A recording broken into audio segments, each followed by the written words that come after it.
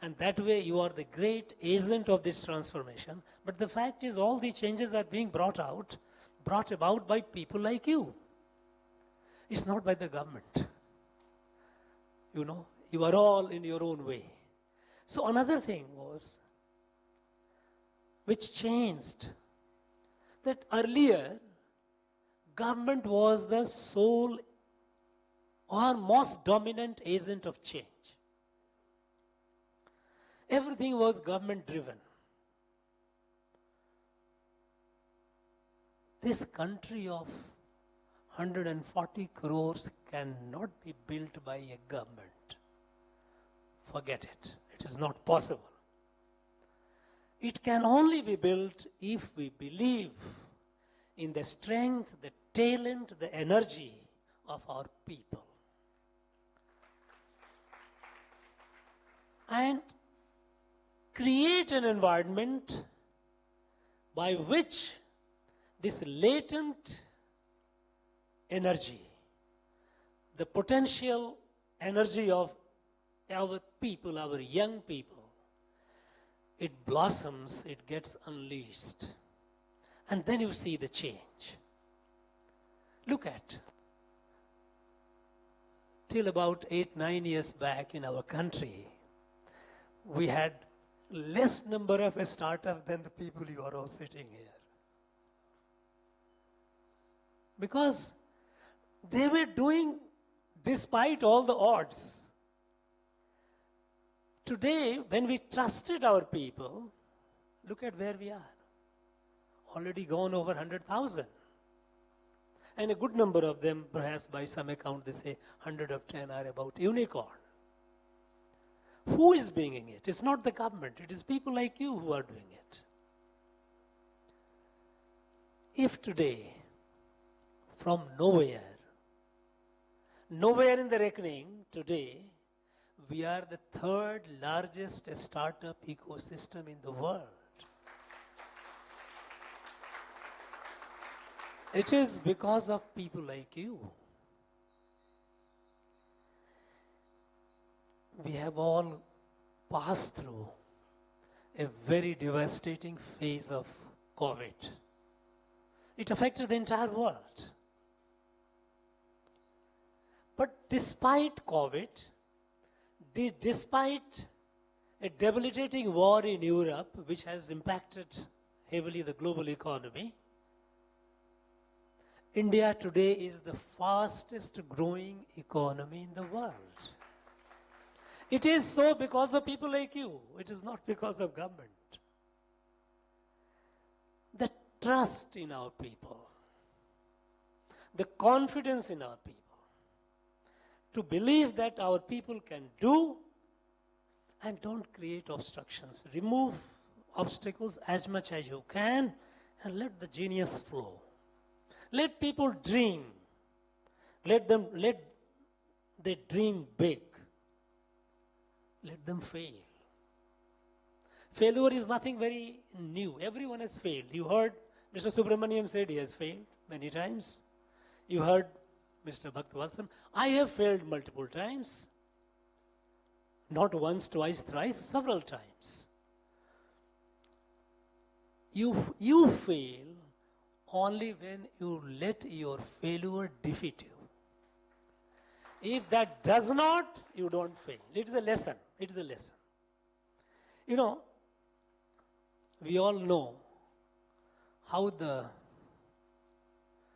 beautiful pearl is made. In the oyster, when a sand particle gets in, which irritates it, which creates so much of discomfort, it often creates an existential crisis for that oyster. It secretes something that turns out to be pearl. The pearl is a product of discomfort. Pearl is a product of resistance. Pearl is a product of a strong urge to overcome. That is a success. That is how success is achieved, and you have all achieved it. You don't need a lesson from me. You are not novice, you are not someone who's a student just. But then at this point of time, when I look at you, when the nation looks at you, we would like, in fact, I would like, the country would like you to believe one thing, that you are not just a startup, you are not just a corporate executive, you are not something who are doing something new, just something new and worthwhile. You should realize that you are our national asset, each one of you. And whatever you do, which you are doing, keep that in mind, that it is your contribution that is going to build the nation. And we have a long journey. This country of 140 crores cannot remain at the margin of world affairs, cannot be looked down upon by others as if just a one populous country. The countries which were way behind us, they have left us way behind. We know at one point China was behind us, and we know where they are today. There are other stories where we have been left behind. We have to do a lot of catch-up. And we are doing that, and we will do that. You are all evidence of that. You are all proving that. The country is awake. Country is awake to its destiny. That country must rise, and it will rise. And it will rise with the effort of people, our countrymen and women like you all. Now, in this, what is that I can offer, I can suggest? I would like to urge upon you all that while you are doing what you are doing and doing wonderfully well, and the country is rising, what this rise should be like. We all say yes, by certain years we have to reach certain trillion economy, and by such and such time we need to have grow and perhaps be the fully developed and perhaps the most developed country in the world. And that is something that we draw inspiration from our past. We all know that till British colonization of India, India was the largest economy in the world. And those of you who have a question in mind, just on your mobile, punch it, world economy, a millennial perspective. The world economy, a millennial perspective, is a result of a study commissioned by OECD countries. You know who OECD countries are. Because in 1972, when British economic historian Paul Barroch said that Europe became rich in the last 200 years and America in last 100 years, and before that India was the economic powerhouse of the world, the developed countries, they found it difficult to believe. So they commissioned a study under Professor Angus Maddison. And Angus Maddison report is what I told you, global, world economy, a millennial perspective. It tells you from the first century till the latest, and it tells you that till 19th century, India was the largest GDP in the world. Something devastating happened in the 200 years, and we forgot ourselves. We became nobody from everyone, being everybody, all. So we have to grow, and we will grow. We have the potential, we will grow. But how do we grow? Just we grow economically? Is it enough that we grow technologically alone? the growth of India has to be, the rise of India has to be with Indianness, with Indian values. Because we know that today the world is staring at numerous existential crises. Take the case of climate. It's a human versus the nature. There's a conflict between the humans and the nature, and result is the climate crisis. And we all know that if it is not checked, in the next couple of decades, many of the island nations will be wiped off the map of the world. They will all be submerged. And even others, they will face devastating consequences. The world,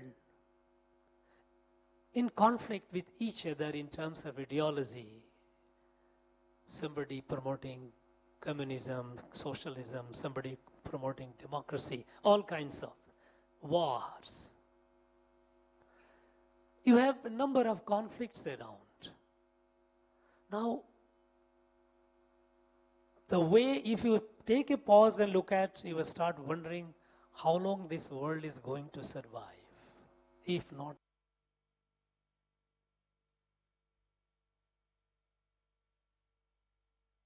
addressed. Most of the problem that the world is facing today is because of a belief in reckless exploitation of the resources and growth, and leading to growth. Belief that humans are at the center of creation, and in the process we find all kinds of conflict. Now, when India is to rise, India has to rise with Indian values. And the Indian values, we all know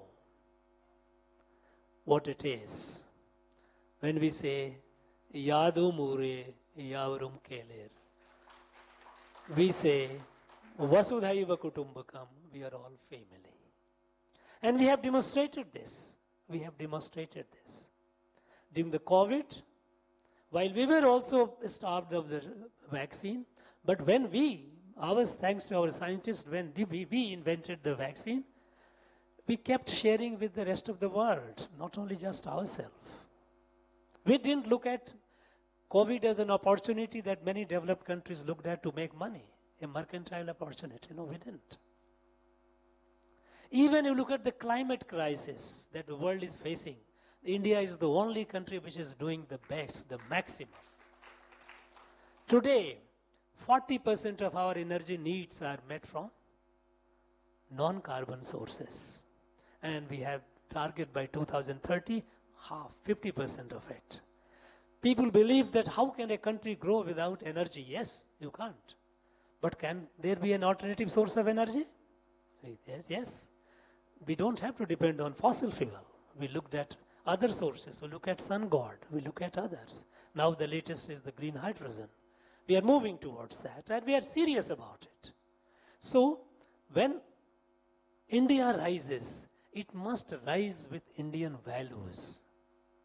And there I would urge you all that while you are an example in your own field, people look at you with inspiration, for inspiration, and with expectation that, look, here is a person who has, I would urge you all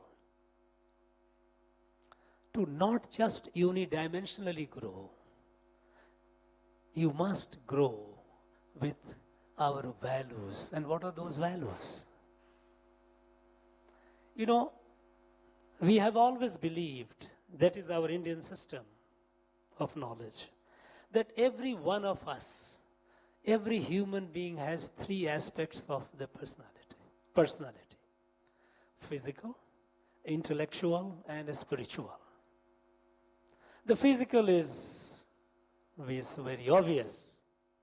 Intellectual is something that you are all achieving and moving forward.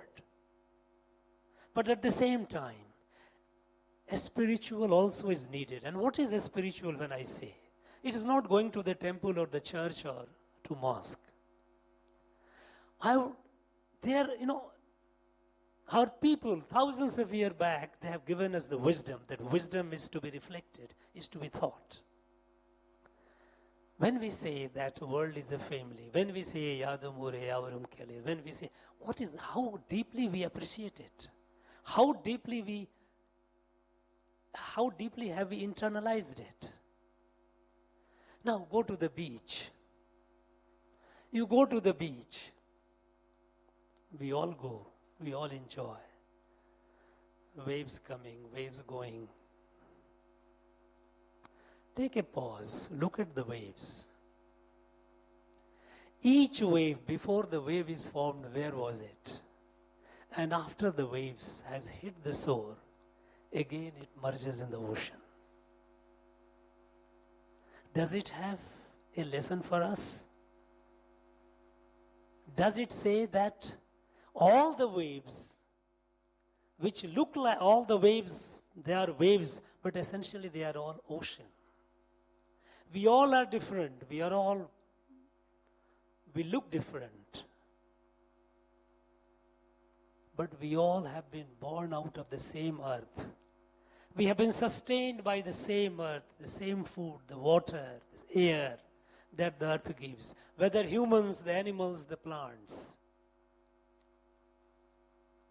That sense of oneness, this is Bharatiya Adhyatma, this is Indian spirituality. When we say that, yes, the world is a family, we are all part of a family, this is in our DNA, but this has to be appreciated. And this I would expect, I would urge, all of you, when you grow, which you are growing, be an example, not only for your economic or entrepreneurial skill or economic achievement, but also for the fact that you are a model to be looked upon, who radiates the Indian values in day-to-day life. Today, in the age of this modernity, the institution which is most severely at threat is the institution of family. You know, the family is not just husband, wife and children. Family includes others also, those who gave birth to us. It's not only the one, my spouse and this, but my parents. India is known for the wealth. Indian society has evolved around families. Today, our families structure under strain. First, we started thinking that perhaps because of the job profile, people have to move away. What to do? After all, I have to earn a living, I am moving out. So I have to leave my parents, I cannot. But today we all know, we see that in the same city, in the same town, parents are living somewhere, children are living somewhere else. So that logic of workplace being different is not valid. Somehow, everyone likes to have so much freedom as to exclude the parents. Now, is it something that is we should be proud of? I think this is Western values, which gives too much emphasis on individuals and individualism. We are here, we have always given emphasis to the collectives, to the family. Every village is an expansion of a family over the time. And that is how the village has a sense of community. Now this breaking of family is a very, very worrisome development. You all, I would urge you all, please think over it. Wherever you are, whatever you're doing. Where are your parents? Are we keeping them with us? Are we taking care of them? It is our duty. In earlier days, it used to be called dharma. It is our duty to take care of our parents. Today, we have old age homes. Proliferation of old age homes is contrary to our Indian civilization, Indian values. So when India rises, it must rise with Indian values. Otherwise, you will be just competing with others. In creation of wealth, you may be economically prosperous, militarily powerful, but we will only be just adding one more problem to the world, because powerful countries have always created problem. If you look at the 20th century, the world, the powerful countries of Soviet bloc, American bloc, the two blocs kept fighting, killing each other. Millions of people died. When China began rising, it started creating problem for the world. The countries started getting into debt trap. Global common like South China Sea, which is a global common, they just reclaimed the rocks and reefs and put all these as a military base, denying others. So when countries have risen in the past, they have created problem for the world. So if India also rises the same way, we'll only be creating a problem for the world. We cannot. We cannot. So we rise only, if we rise only with our Indian values, values that begins with our family, begins with our parents, begins with our society, begins looking at each other. When I said a sense of oneness, that is where I said we are looking at somewhere in the back of our mind, we are all ocean. What we see today are all waves, individual waves. All these waves will finally merge into the same ocean. If you have that sense, then somewhere something happening, it will affect you. Some time back I was in Vadalur. I attended a function of great Saint Vallalar. I heard a beautiful saying of Vallalar, which actually touched me deep. He says there, Vaadiya pairai kand paludellam vaadi nain. If I see a lane, a grass wilting, it wilts my heart. That connect. This is our sense. With this sense, you cannot do harm to others. With this sense, you are not an island. You are a part of a larger whole. And that is why when in India, currently we are holding the presidency of G20, the motto is what? Vasudhaiva Kutumbakam, Yadumure, Yavarum Kelir. One world, one family, one future. It's not a shared future, one future. It's not the question of sharing, we are all one. With that sense, and that is why, when India is rising, the world is looking at India with expectation. Today, the world is looking at India with expectation to solve the problem of the world. And this change in the global outlook towards India has happened not because of government of India. It has happened because the people like you have been building this country in a way that has given a quantum rise in its profile. So the world, we are rising with that sense, and that is what we need to continue rising. That is what, as far as the technical inputs or tips experts have given you, you will all be sharing yourself, among yourself. I would also like to urge one thing to you all, those of you who have assembled. Remain connected with each other. Kudumbam. This is our value. When I say family, it is Kudumbam. Can this gathering of 200 and odd, smart, high achievers, can it be a family? If it can be a family, remain connected. Nothing. It is a force multiplier. It gives you so much. Remain connected with each other. Friends, sometimes my wife tells me that you talk too much. I would like to stop. I would like to, because it's supposed to be interaction, but I thought let me share something. So I would like to, hear, if you have something to ask, I will try my best. Please. Just a gentle reminder, I request you all to please raise your hands and ask questions. Thank you. Good afternoon, His Excellency. Bhaktavalacham, sir, I love you for what you are. You are an amazing soul. I love you. Excellency, my wish, I have 3 spiritual wish before I leave this planet. The third one is to donate 6 liters of blood what God has given to me.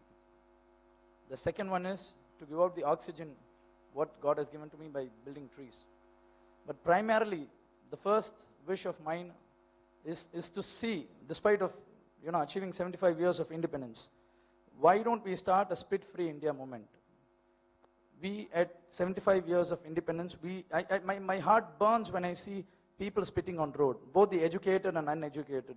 So as a family, and since you are in power, and since I as a single man cannot bring this change, but can I see before I leave this planet that my country, my planet is saved by this thing, which I feel is not the right way to treat our Mother Nature. So please guide us, or let's start a movement at least for spit-free Tamil Nadu, and later on we can move it to India. I would like your support for this noble cause. Thank you. A spit-free India. No, he has a very valid point. You know, my friend, on 2nd of October 2014, when Prime Minister picked up the broom as for the Clean India, Swachh Bharat, Clean India, and started a campaign to have toilets in every house so that we don't have to have the ignominy of or dubious distinction of being the largest open defecation country, openly defecating country. You know, at the time, not long ago, just about less than 9 years ago, nearly 60% of our country used to go for open defecation. You drive a car on the highway, morning and evening, and you see the sight. Everyone thought at that point of time when the Prime Minister said, yes, Swachh Bharat, Clean India, and toilet in every house, every institution, people thought, what nonsense? Because to them it appeared trivial. They said it's a cultural issue. Do whatever, people will go out in the field, pick up the bottle and go out in the field. But look at where we are today. We have achieved it in just a few years. By 2019, this country became open defecation free.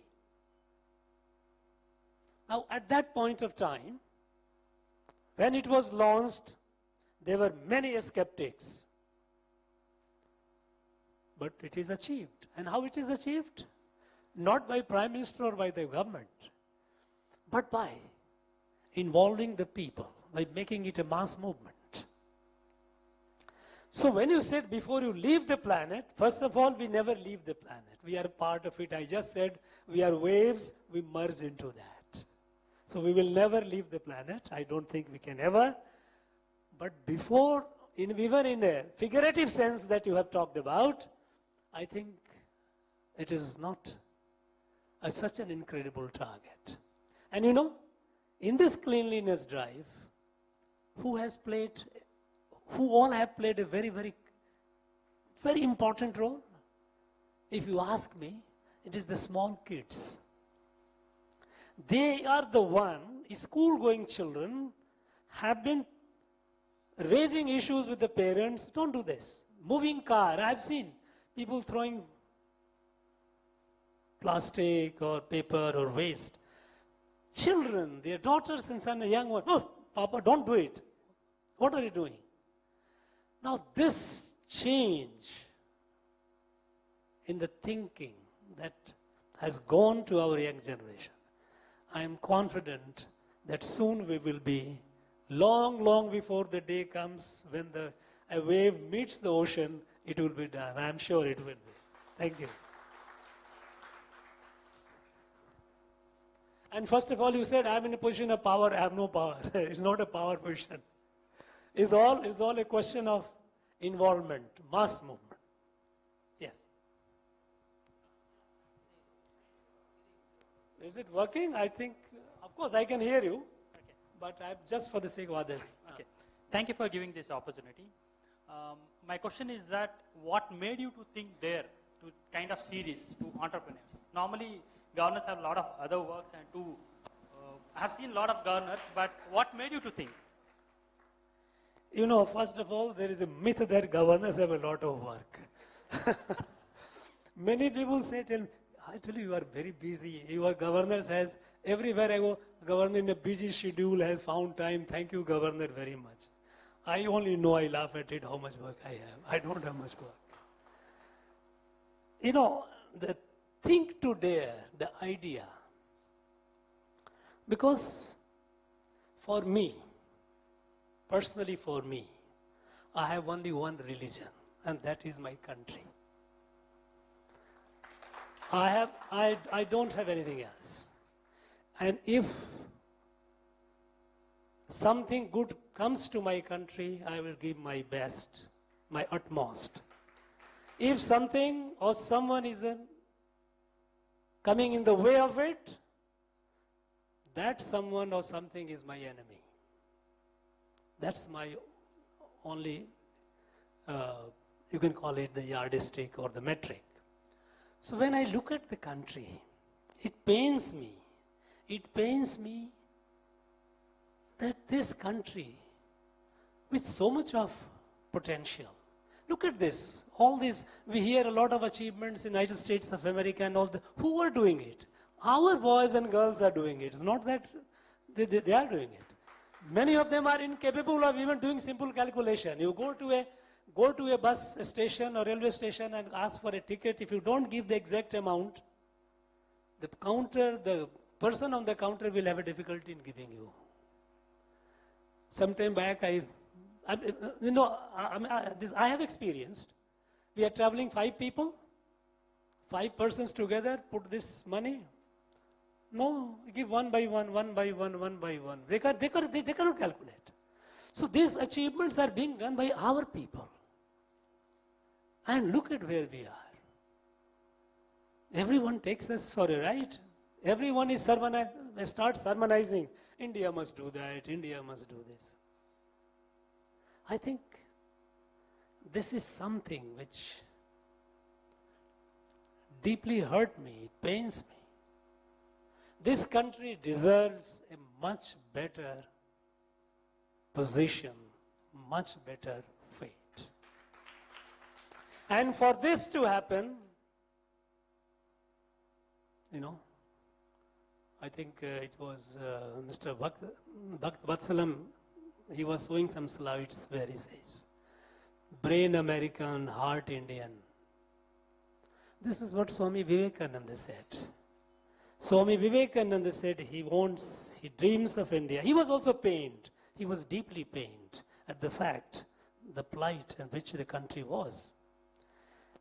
He said that, look, India should be a country whose muscles are made of steel, whose sinews are of iron, but whose heart is Indian, Vedantic, in our Indian Bharatiya Adhyatma, where we believe that we are all a part of a family. Now this is possible only when you are strong. You are not just all these big thoughts, all the big teachings, all the scriptures, all the good things were there with us for thousands of years. But people, they did not take us seriously. People will, if you are not strong, then your good words, your nice words are also not taken seriously. There is one of the, I think it is there even in Tirukural it is there, but I don't exactly recollect the words, the Kural. But there is one in Shukra Niti. Sukracharya was one of the greatest strategist.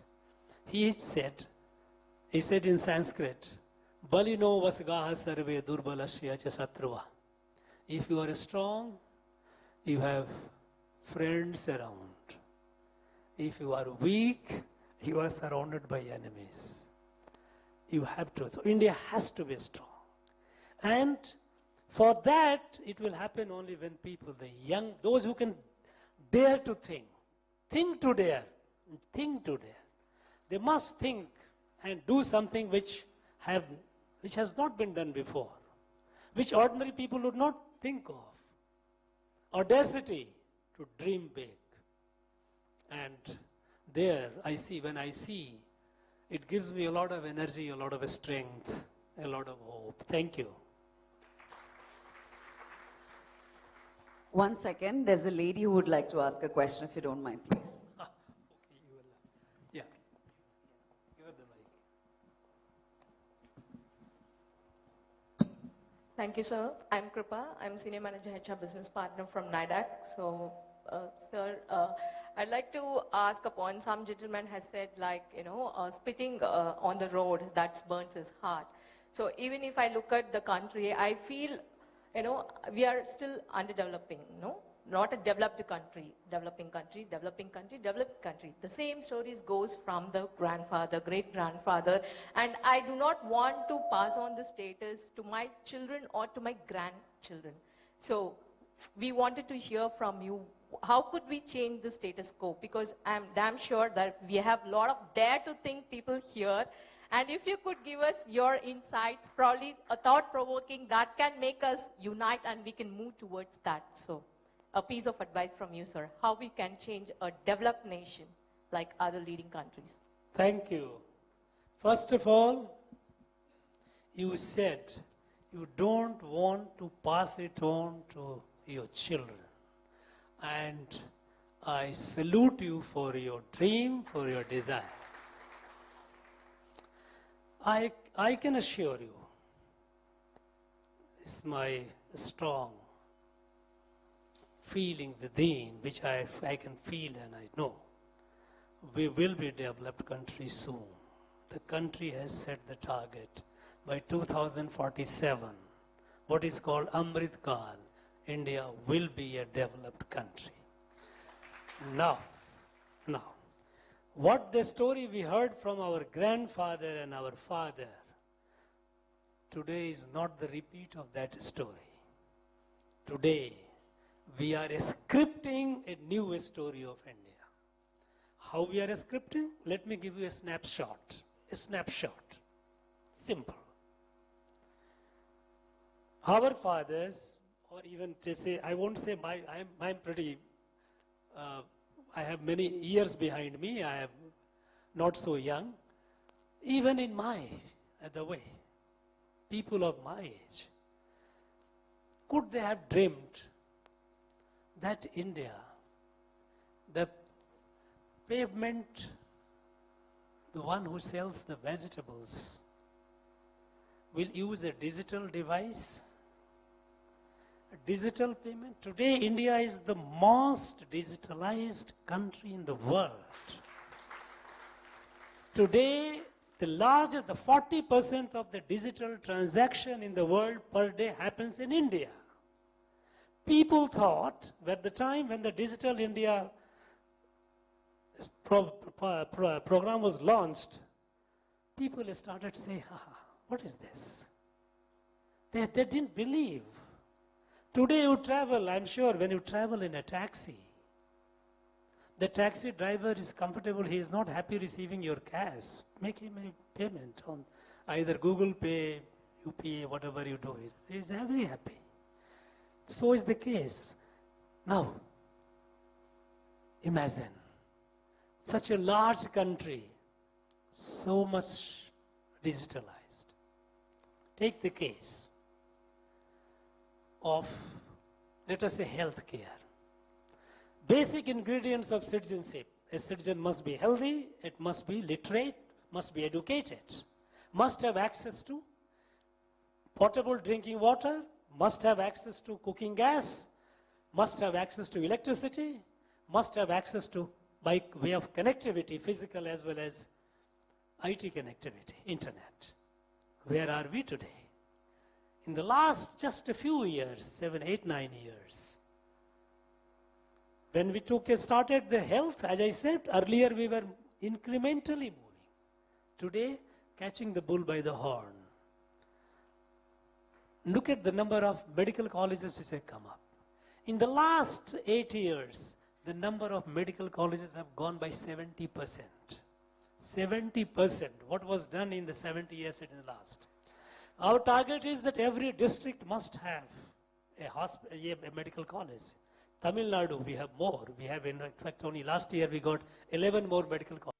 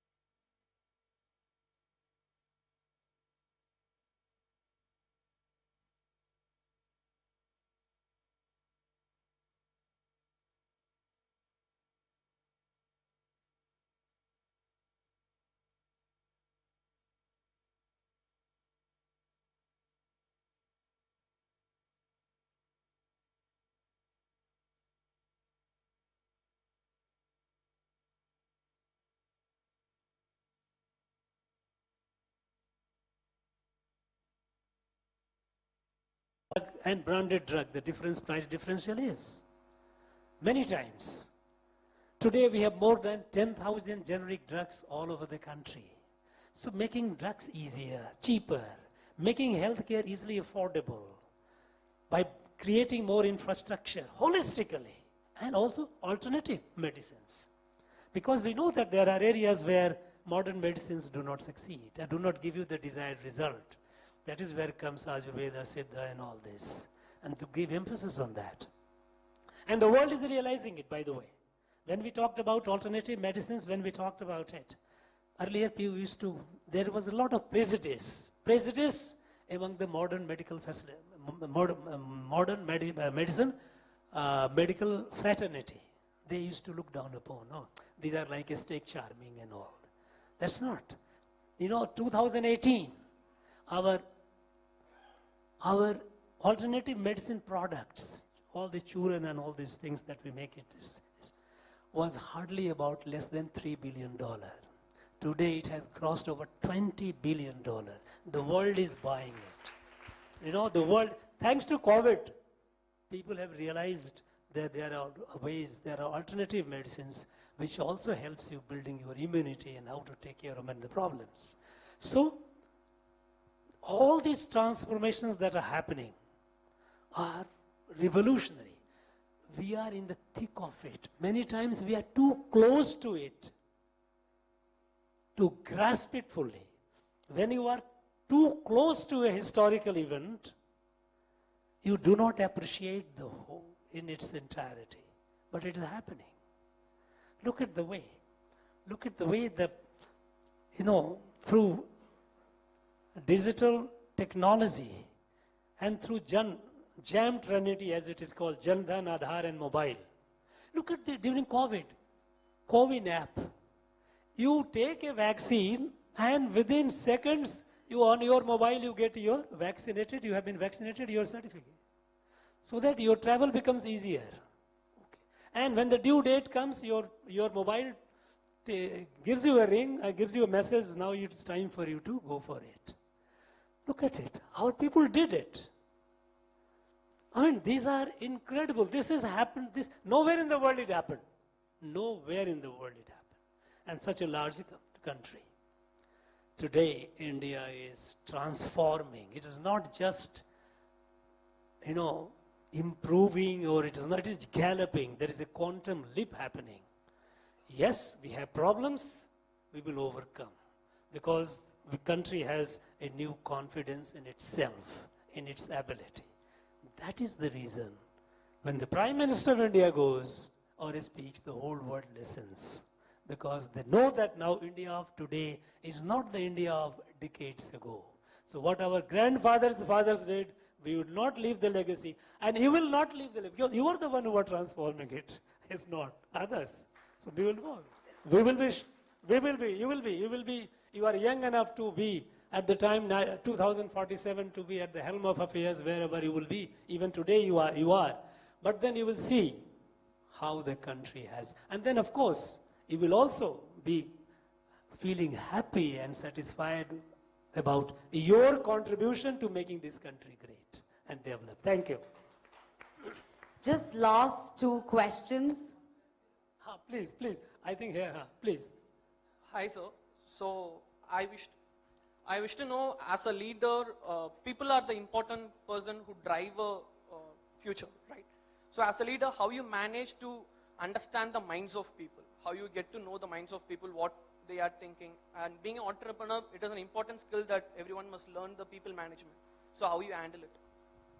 You know, first of all, I don't have a magic or that formula to get into what you were thinking.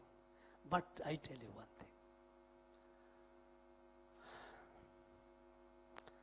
thing.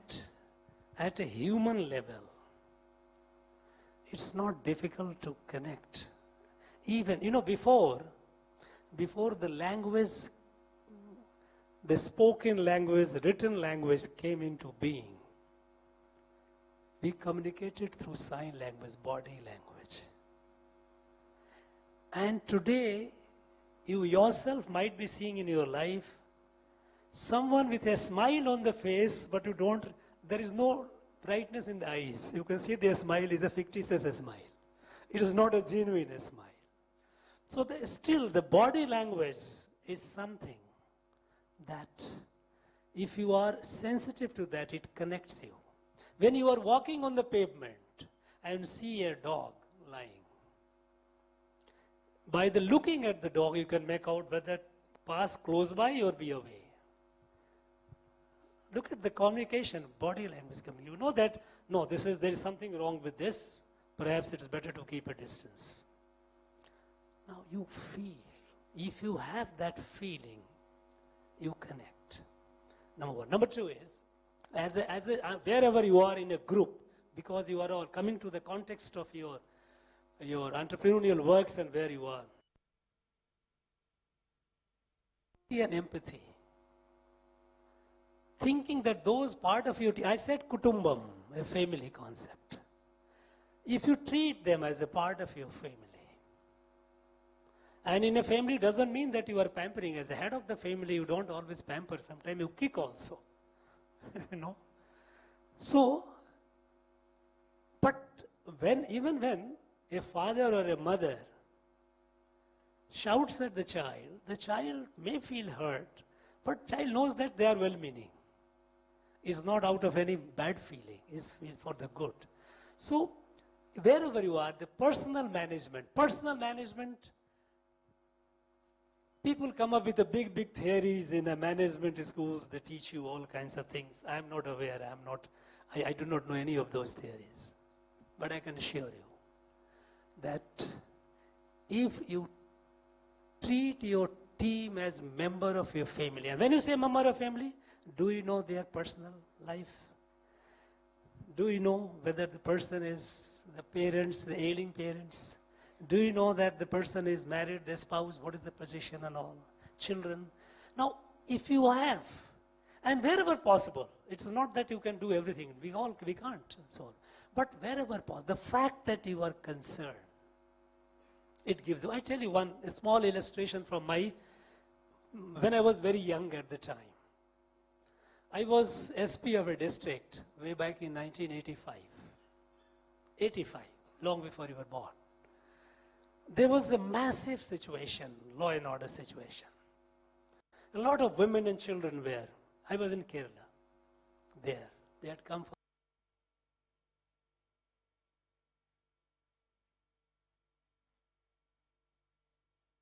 for some function, temple festival.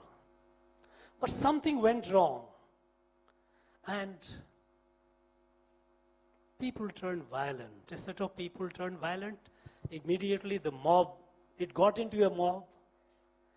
And they started attacking the policemen. All kinds. Now, By the time it started, I reached the place and I saw it. I had about 1,000 policemen, all armed. All armed. I took the mic. I said, look, I tried to address, specify the crowd and told the policeman, nobody will use force. Nobody will use force because if you use force, the women, children, they will be the victim. I say, we cannot soil our hand with the blood of the innocent. Today is the day when we will receive the beating. Receive it. We will not spare the guilt, those who are troublemakers, but nobody will use. I have seen, I myself suffered knee bone fracture. I have seen the cops, soda water bottle throwing and hitting on the head, the person falling. I had more than 70 of my policemen suffered grievous fracture, bone fracture. And they all obeyed me. Believe me, they all obeyed me. Without questioning it. Because I knew that if I use the force, the victims will be innocent people. No, we will. We controlled it without using force. Of course, it is different matter that the next day, a large number of elder people from that area, they came weeping, sir, our people have done a very bad thing for you. We are very ashamed of it. But I had to carry my cops, injured cops, lifting in the vehicle and taking to hospital. But the trust the policeman had in me that, yes, if this man says, don't do it, we will not do it. That comes not with authority. That doesn't come with power, that I am your boss. Nobody listens. When it comes to a critical situation, people will desert you, invariably. Only when they look at you and trust you. So, I think perhaps the most credible lesson in personal management is perhaps to have the connect, understand, take the team as a family and treat them as such. They will deliver you the best. Nothing like it. Thank you. Sir, mine is a request. Looking at you as a police officer, you're maintaining your body weight perfect. We see very rare police officers who can maintain that kind of ideal body weight. And I think it has come from some sadhana that you've done. Maybe yoga, maybe, I don't know what kind of things that you've done. Now, a lot of people here are talking about money, talking about entrepreneurship, talking about all the big things. But the small thing like getting up in the morning, doing a sadhana for themselves to get clarity of thought, to be a little bit more disciplined, and to go towards life earlier in the morning. My son is here, and I'm talking right in front of you. Very good business person, but his day starts at 11:30, because the day ends the previous night at 2, 3. That's become the culture of most of these boys here, and the young girls also. So I request you, as the governor of the state, to kindly promote yoga and whatever little bit of body disciplines that you can teach in front of Bhaktavaslam Dr. Garu. He knows the kind of young people who are coming with all kinds of nonsense ailments, all because they're neglecting a very important part of their career. And you as a governor, sir, kindly help us, because we are a volunteer team. We're teaching free yoga. We're teaching free pranayama in all the parks of Chennai. But we have a huge opposition from many areas. So you as our savior, kindly help us to establish these free yoga centers, encourage colleges, help us to enter colleges and teach them what is more important than just entrepreneurship. It's about building their body also, sir. Thank you. You have raised the issue, you have elaborated, and I think everyone has heard it. Thank you very much for it. I mentioned about the fact that each individual has 3 aspects of the personality: physical, intellectual, and spiritual. The physical, each one is important. For your holistic growth, You cannot be just, I am very intellectually very sound. That's okay, but that's not enough. Somewhere you are stunted. So the physical part is equally important. And, you know, I have learned in my life that you don't achieve anything worthwhile if you do not have self-discipline. Self-discipline, self-confidence, and willingness and capacity to work hard. Now, self-discipline is what? You said about yoga. Yes. Please sit down, ma'am. Please sit down. Yoga, in fact, in my own personal life, one thing which has been a regular part of my life is about 1 hour 15 minutes I devote in the morning on yoga and pranayama. Unless I am traveling and not in a position, this is a part of my life. And at least so far it has kept me in good shape. I think hopefully it will keep me in future also. But when we say yoga, yoga is not just about doing asanas and pranayama. We know we have Ashtanga yoga. And Ashtanga yoga starts with yam, niyam, asana, pranayam, pratyahar, dharana, dhyan, samadhi. Also, the fact that being moderate in your eating, that's important. Time management, okay? You know, sometimes we also tell ourselves, I'm very busy, so I cannot sleep till 2 o'clock in the night. I can understand, I sympathize with those of our people, those who are working with the companies abroad in the West, their time difference is such they have to be awake. But in normal course, I think that sense of self-discipline, it is needed.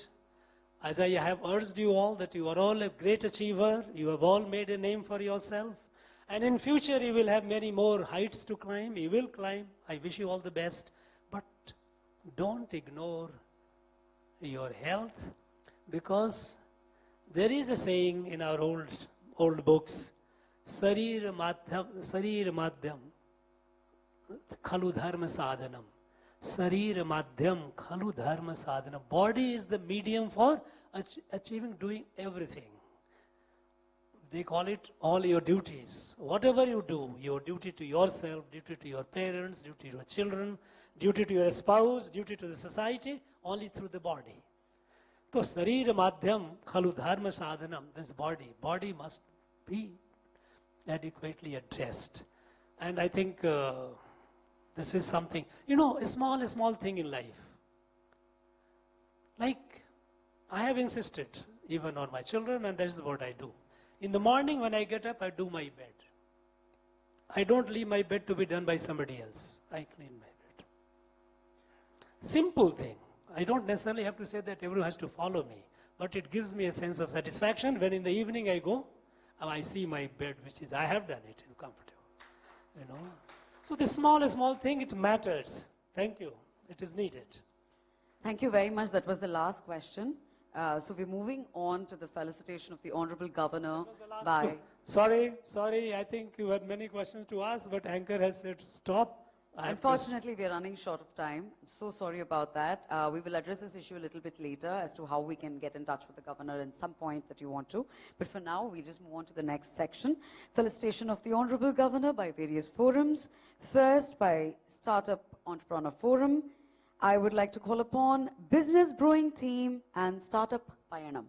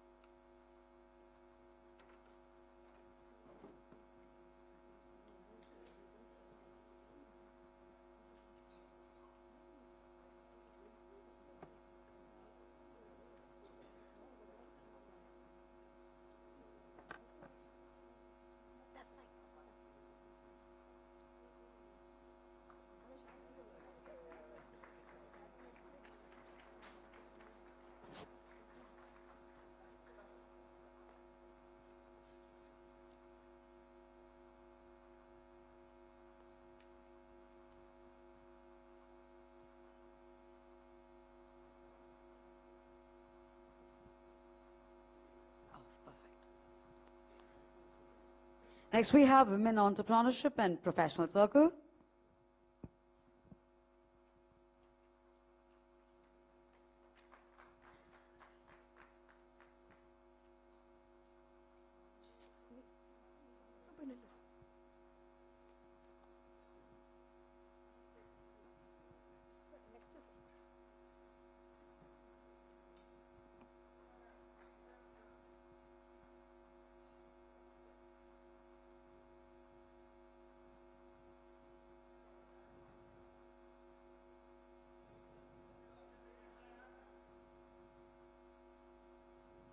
Next, we have the Global Council for Sustainable Development and Governance, represented by Professor Ranganathan, the Honorable Consul General for Myanmar, followed by Mr. Dinesh from Flex and Ramanidharan from Malaysian Trade.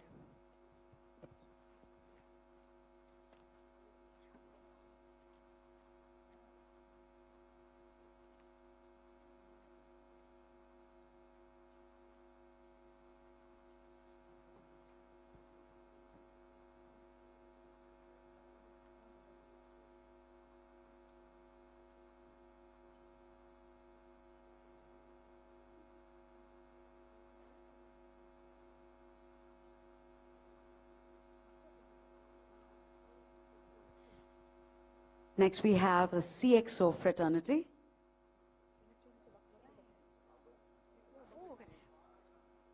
Dr. Bhaktavatsala.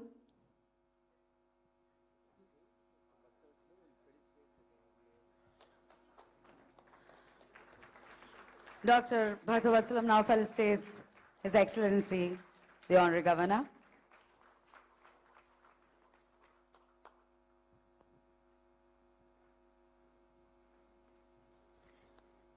We also have Mr. M.V. Subramanian, who wants to felicitate the Honorary Governor.